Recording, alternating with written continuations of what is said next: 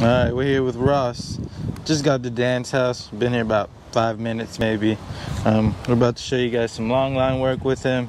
We've already done some little leash work. That's not a long line. Little leash work. We've done regular leash work with him. That's a long line. Already. So he does know a little bit how to walk on a leash. So it's not a new dog working on the long line. I did do some long line work with him as well earlier. So, but yeah, we'll show you how we use the long line. Today's video, long line, long line, long line. Boss, the boss.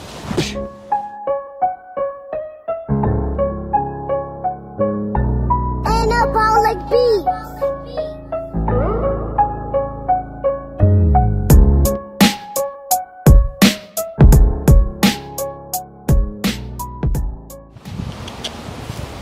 So, first off, you don't want to lose the dog. So we use long lines. And we want to use it the same way. I want to high on his neck, bring that short leather piece down. Get a good look at that. High on his neck. Up here, didn't choke him.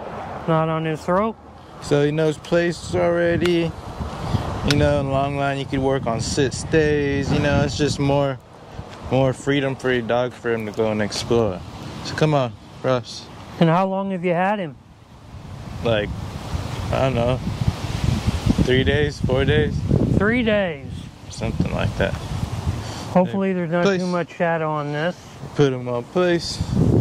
I want to give him distance, so now you can work on place and have more distance. You know, so you don't have to stand right there, right next to him.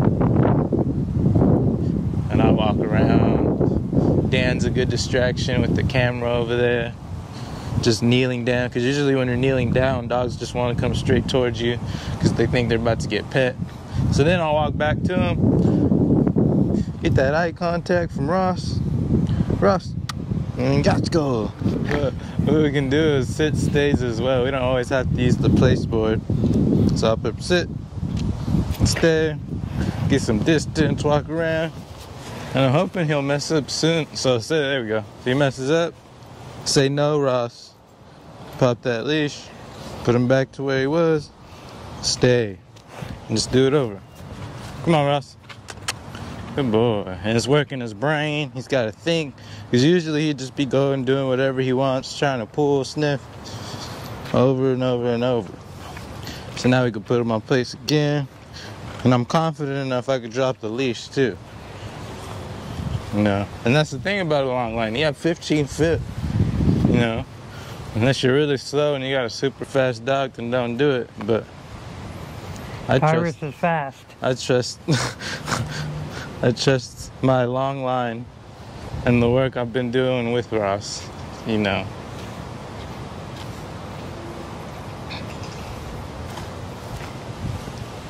And it's just building confidence up with him by himself. You see that eye contact? Super important. Good Just boy. makes you more relevant to your dog. And he is just watching Tyrus. Now he's gonna relax. Voila. So, Yep. go grab some water. Be right back. Ross the boss. Sit, Ross. Good boy, buddy. Ross. Good boy. That's Ross for you. Yeah, so for the long line, when I use the long line, so for example, for my puppy, if I'm on a hike with my older dog, I'll throw the long line on my puppy. Even though he has a good recall already, but you never know. There's that, always that what if, you know. So if we're on a hike and he sees a squirrel, you know, he might not go, but what if he does? I have that long line just in case. Especially with puppies, man, you guys can't expect your dog to listen without doing any long leash work when they're all the way across the yard. You know, you need to have some control. When I would get the short, get walking down on the short lead first before you go to the long line, you know, it doesn't make no sense to start with the long line and you're not even walking right on the short line. Unless you're like Dan, he uses long line for everything now. I can make it short whenever I want. Here's the thing though. Oh my I god. was looking at the camera because there's a red light beeping. Here's the thing, I don't know anything about this camera right now. I see lights and whistles and everything. Here's the thing, I don't know. Dog test number 1 with Ross, the boss, on place. Got cars going by. Got Dan over here yelling, being a distraction. There's a dog going by. Watching There's a this dog kid running here. over there. Watching Tyra's film. That's distracting See me on the camera right there. There goes that dog. There you go. Yeah. And if he moves, just follow through. Like we said in our last video, always follow through. Yeah, always follow through. So he jumped off, he got it. Like we said, not the end of the world. You don't have to get all pissed off. Get him back on plays. Because he's going to hate plays. Just take him, put him back on plays, do it again. Repetition, follow through. It's like whoever gives up first. Slicey dicey. If I give up first, then he's always going to get off.